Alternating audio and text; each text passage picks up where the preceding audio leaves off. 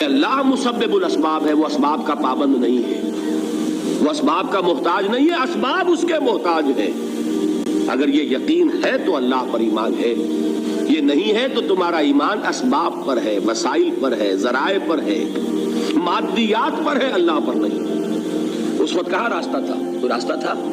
سمندر ہے اور ادھر سے لشکر آ گیا ہے۔ کلا ان معی ربی سیہدین۔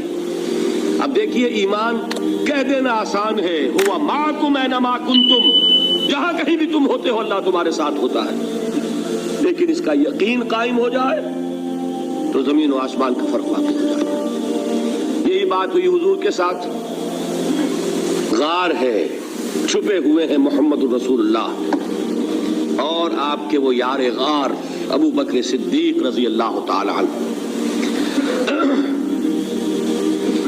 اقبال نے حضرت ابو بکر کی شان میں چند اشعار کہے صرف، لیکن واقعہ یہ ہے کہ بھاری بھاری نظموں پر اور قصیدوں پر بھاری ہے، طویل ترین نظمیں اور قصیدے ہوں ان پر بھاری ہے۔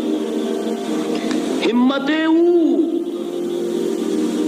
ابو بکر کی ہمت جو ہے، کشت ملت را جو ابر، جیسے بارش سے کھیتی اپجتی ہے، ابو بکر کی ہمت اور عظیمت اس امت کو اسی طرح سینچنے والی ہے۔ ثانیے اسلام و غار و بدر و قبر، وہ دوسرے تھے اسلام میں، دوسرے پہلے کون تھے؟ انا اول المومنین، حضور فرماتے سب سے پہلا ایمان لانے والا میں، دوسرے ابو بکر۔ ویسے ہمارے ہاں یہ چلتا ہے اختلاف، حضرت علی پہلے ہیں کہ حضرت ابو بکر پہلے ہیں، لیکن اس میں بڑی خوبصورت تطبیق قائم کی ہے علماء نے اور بہت صحیح ہے۔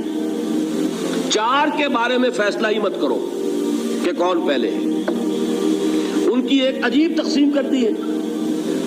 آزاد مردوں میں، بالغ مردوں میں سب سے پہلے ابو بکر، بچوں میں سب سے پہلے علی، خواتین میں سب سے پہلے خدیجہ، اور غلاموں میں سب سے پہلے زید ابن حارثہ۔ بڑی پیاری تقسیم ہے، یہ چاروں ہی پہلے ہیں، ہر ایک کے لیے اولیت ہے۔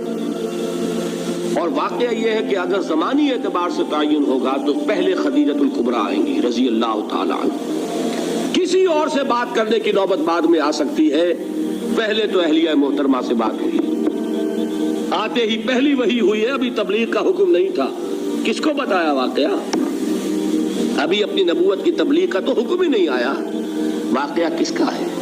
وہ خدیجہ کا ہے۔ جب کہا ہے کہ خشیت علی نفسی، مجھے اپنی جان کا اندیشہ ہے، تو کیا جواب دیا خدیجہ نے رضی اللہ تعالی عنہا؟ وہ صدیقۃ الکبریٰ ہے۔ صدیقات جو ہے خواتین، ان میں چوٹی پر خدیجۃ الکبریٰ ہے رضی اللہ تعالی عنہا، اور صدیق جو مرد ہیں ان میں صدیق اکبر ہے ابو بکر صدیق رضی اللہ تعالی عنہ، لیکن صدیقات میں چوٹی پر۔ جب حضور نے فرمایا خشیت علی نفسی، کیا فرمایا، کیا عرض کیا، کیسے تسلی دی؟ نہیں نہیں، اللہ آپ کو ضائع نہیں کرے گا، آپ غریبوں کے ہمدرد ہیں، آپ مساکین کے تکالیف رفع کرنے والے ہیں، آپ بیواؤں کی سرپرستی کرتے ہیں، آپ مسافروں کی خدمت کرتے ہیں، اللہ آپ کو ضائع نہیں کرے گا۔ یہ یقین ہے اس خاتون کے اندر۔ خیر وہ ایک علیحدہ بات ہو جائے گی۔ میرے دل پر حضرت خدیجہ رضی اللہ تعالیٰ عنہ کی شخصیت کا بڑا گہرا نقش ہے، جو وہ کوئی اور ہی وقت اور موقع ہوا تو بیان ہوگا۔ بہرحال اقبال نے ایک مصرے میں جو چار اولیتیں جمع کر دی ہیں، ہمت او کشت امت را جو ابر، ثانی اسلام و غار و بدر و قبر۔ اسلام میں حضور کے بعد پہلے کون؟ ابو بکر۔ غار میں حضور کے ساتھ کون؟ ابو بکر۔ بدر کی رات اللہ کا رسول سر بسجود، وہ گھاس پھوس کی جو جھوپڑی بنائی گئی تھی، اور وہاں تلوار ننگی لے کر پہرا دینے والا کون؟ ابو بکر۔ اور اس حجرہ عائشہ میں محمد کے بعد سب سے پہلے دفن ہونے والا کون؟ ابو بکر رضی اللہ تعالی عنہ صلی اللہ علیہ وسلم۔ وہ جو معاملہ میں سنا رہا تھا غار ثور کا، حضرت ابو بکر بھی حضور کے خیال سے لرز گئے ہیں. آپ کو یاد ہوگا کہ جا کر پہلے تمام جتنے سوراخ تھے انہیں بند کیا ہے. ایک سوراخ رہ گیا تھا جس کو بند کرنے کے لیے کوئی کپڑا نہیں تھا. وہاں اپنی ایڑی رکھی ہے. تب کہا ہے حضور سے تشریف لائیے, اور اپنے زانو پر حضور کو لٹایا ہے. اور وہاں کسی موذی جانور نے کاٹا ہے. حضور کی آنکھ لگ گئی تھی. اس وقت اس بل کے اندر جو بھی بچھو ہے کیا ہے واللہ عالم, اس نے کاٹا ہے. اس کی تکلیف کی وجہ سے ابو بکر کی آنکھوں سے آنسو ٹپک گئے. حضور کے چہرے مبارک پر پڑے ہیں تو حضور جاگے معاملہ کیا ہے. ایڑی نہیں ہٹائی وہاں سے, مبادا وہ جانور وہاں سے نکل کر محمد الرسول اللہ کو کوئی غضب پہنچا دے. ابو بکر کی ایڑی ہے, جس طرح چاہے کھا لے, ختم کر دے, جان نکل جائے تب کوئی آنچ آئے محمد پر تو آئے, لیکن جیتے جی نہیں. وہ ہے ابو بکر. حضور کے خیال سے اس وقت حضور نے پھر اپنا لعاب دہن لگایا ہے, اور اس سے پھر آپ کی تکلیف ختم ہوئی. جیسے خیبر میں حضرت علی کی آنکھ دکھ رہی تھی, اس کو جو شفا حاصل ہوئی ہے وہ بھی حضور کے لعاب دہن سے ہوئی. تو بہرحال اس وقت انہوں نے کہا ہے کہ اے نبی یا رسول اللہ, اگر اس وقت ان میں سے کسی نے غیر ارادی طور پر بھی اپنے قدموں کی طرف جھانک لیا تو پکڑے جائیں گے. کیا جواب تھا اللہ کے رسول کا؟ لا تحزن ان اللہ معنا. اللہ ہمارے ساتھ ہے, کیوں گھبراتے ہو ابو بکر؟ یہ ہے ایمان باللہ. میرا مالک اللہ, میرا رازق اللہ, میرا محافظ اللہ, میرا مددگار اللہ, میرا پشت پناہ اللہ, میرا دوست اللہ. یہ دوستی ہے اللہ کی جو لب لباب ہے, حاصل ہے ایمان کا. اسی کا نام ولایت ہے. اولیاء اللہ کے سروں پر سینگ نہیں ہوتے. جس کے دل میں ایمان راسخ ہو چکا ہو وہی اللہ کا ولی ہے. جسے اللہ پر یقین ہو چکا ہے وہی اللہ کا ولی ہے. جسے یقین ہے اللہ میرے ساتھ ہے, میرا مددگار, میرا پشت پناہ, میرا ساتھی, میرا دوست, میرا محبوب, میرا محب. اللہ اہل ایمان سے محبت کرتا ہے. واللہ یحب الصادقین. ان اللہ یحب الذین یقاتلون فی سبیلہ صفا کانہم بنیان مرصوص. اللہ محبت کرنے والا, اہل ایمان محبوب, اور اہل ایمان محبت کرنے والے اللہ محبوب. والذین آمنوا اشد حبا للہ.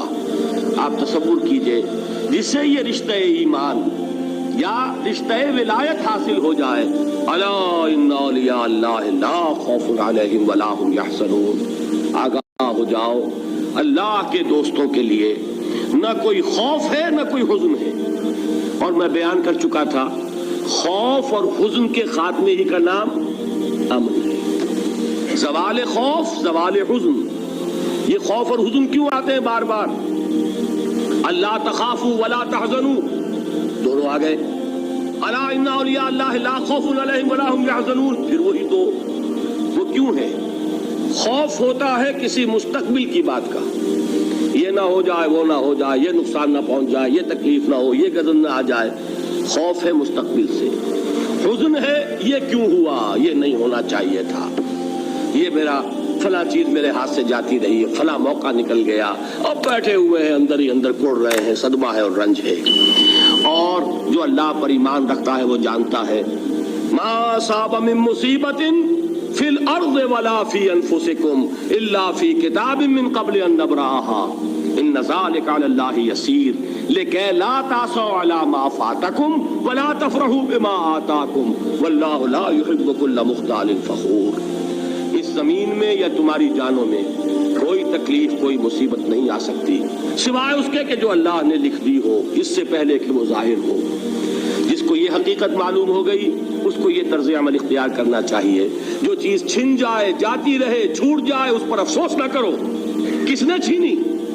دوست نے. دوست کے فیصلے پر شکایت. دوستی کو بٹا لگا رہے ہو. سرے تسلیم خم ہے جو مزاج یار میں آئے. اگر دوستی ہے تو پھر تو تمہیں گردن جھکانی چاہیے کہ ہر چے ساقی ماریخت عین الطاف, جو بھی میرا ساقی میرے پیالے میں ڈال دے اس کا کرم ہے. جو اس کی طرف سے آئے اس پر کوئی رنج نہیں, کوئی صدمہ نہیں, کوئی غم نہیں, کوئی شکایت نہیں, کوئی شکوہ نہیں. اور جو ہوگا وہ اس کے اذن کے بغیر نہیں ہوگا, اور اس کا اذن ہوگا تو یقیناً میرے لیے خیر ہی خیر ہے. چاہے وہ ناگوار شے ہو، بظاہر مجھے اچھی نہ لگ رہی ہو، میری شارٹ سائٹڈنس میں مجھے وہ نظر آ رہی ہے کہ میرے لیے بری ہے، لیکن قرآن نے کہا ہے عسیٰ ان تکرہوا شیئا وہو خیر لکم وعسیٰ ان تحبوا شیئا وہو شر لکم واللہ یعلم وانتم لا تعلمون۔ ہو سکتا ہے تم کسی چیز کو ناپسند کرو درحال ہے کہ اسی میں تمہارا خیر ہو، اور ہو سکتا ہے تم کسی چیز کو پسند کرو درحال ہے کہ اس میں تمہارا شر ہو۔ اللہ جانتا ہے، تم نہیں جانتے۔ جب مجھے یہ بات معلوم ہو گئی، میں نے اپنا معاملہ اللہ کے حوالے کیا۔ سپردم بے تو مایا خیش را تو دانی حساب کم و بیش را۔ اے رب، جو تو چاہتا ہے وہ ہو، تیرے علم میں جو شے میرے لیے خیر ہے وہ ہو جائے، میری کوئی پسند نہیں، میری کوئی چاہت نہیں، یہ ہے راضی برضائے رب۔ اکبر الہ آبادی نے اسے کہا ہے رضائے حق پہ راضی رہ، یہ حرف آرزو کیسا، خدا خالق، خدا مالک، خدا کا حکم تو کیسا۔ جب میں آ گیا بیچ میں، میری پسند، میری مرضی، میری خواہش، میری چاہت، یہی تو شرک ہے۔ ما شاء اللہ کان وما لم یشاء لم یکن، جو اللہ نے چاہا وہ ہوا، جو اس نے نہیں چاہا نہیں ہوا، اختیار اس کا ہے، میرا تو نہیں۔ رضائے حق پہ راضی رہ، یہ حرف آرزو کیسا، خدا خالق، خدا مالک، خدا کا حکم تو کیسا۔ اقبال نے اسے کہا ہے فارسی میں، اب آپ کہیں اس کا ترجمہ بھی کرو تو وہ مجھے ذرا اس وقت کچھ بہت ہی بدذوقی کسی بات نظر آئے گی۔ جائیے پوچھئے کسی سے جسے فارسی آتی ہو۔ برو کشید ز پیچا کے ہست و بود مرا، چوک دہا کے مقام رضا کشود مرا۔ مجھے تو تمام پیچ و خم سے نکال دیا اس مقام رضا نے، میں راضی برضائے رب ہوں، جو فیصلہ اس کا میں اس پر راضی ہوں۔ تو کہاں